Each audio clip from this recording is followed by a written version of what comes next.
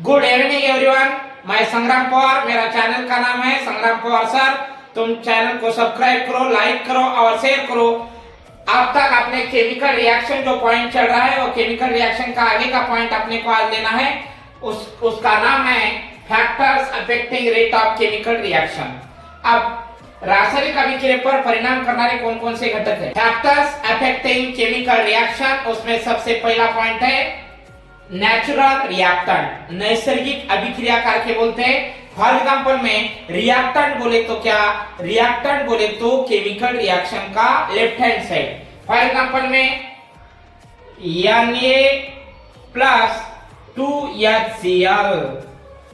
अब Na plus 2HCl इसमें reactant कौन सा है और उसका आंसर देखो plus plus minus NaCl2 plus H2। तुमको परीक्षा में ऐसा क्वेश्चन पूछा जाता है कि नेचुरल जो रिएक्टेंट है इसमें रिएक्टेंट कौन सा है और प्रोडक्ट कौन सा है। जब पहचानोगे, पहचानते समय सबसे पहला इंपॉर्टेंट घटक रहता है इसमें रिएक्टेंट कैसे पहचानना।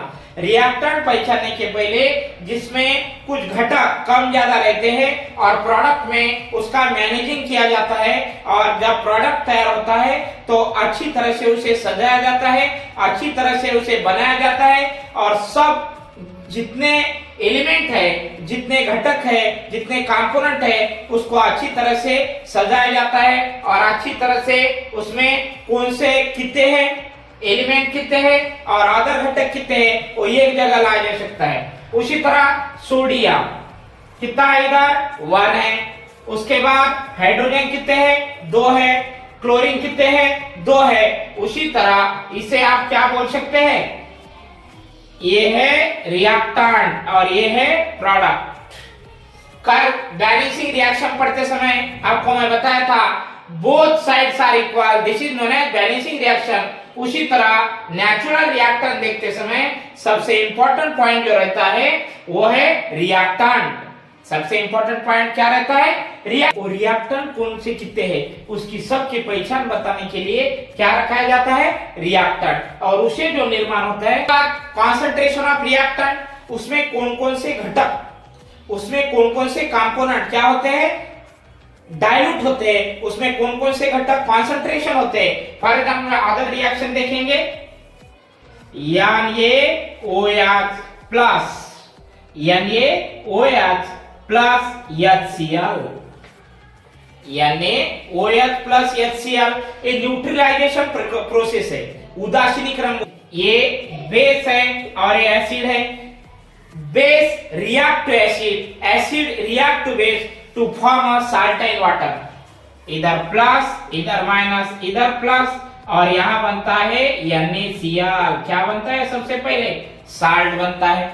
और रहेगा क्या, इधर का एक हाइड्रोजन इधर का हाइड्रोजन 2 हो गए, और react to base to form a salt and water. उसी तरह इसे बोलते हैं रिएक्टेंट, इसे बोलते हैं प्रोडक्ट। और यहाँ पर जो सोडियम हाइड्रोक्साइड है वो कहां कंसंट्रेशन हुआ है, HCl, उसे बोलते हैं हाइड्रोक्लोरिक एसिड।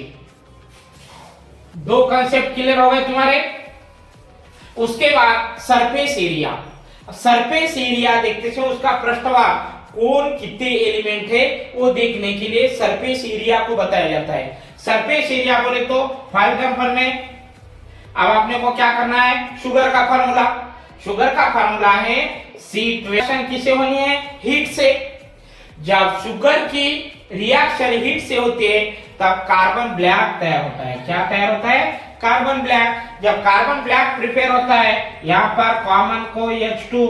उसी तरह जो सरफेस एरिया है इधर कार्बन कितने हैं, हाइड्रोजन कितने हैं, ऑक्सीजन कितने हैं। उसी तरह सरफेस एरिया बहुत इंपॉर्टेंट है। उसके बाद है टेम्परेचर, तापमान बोलते हैं।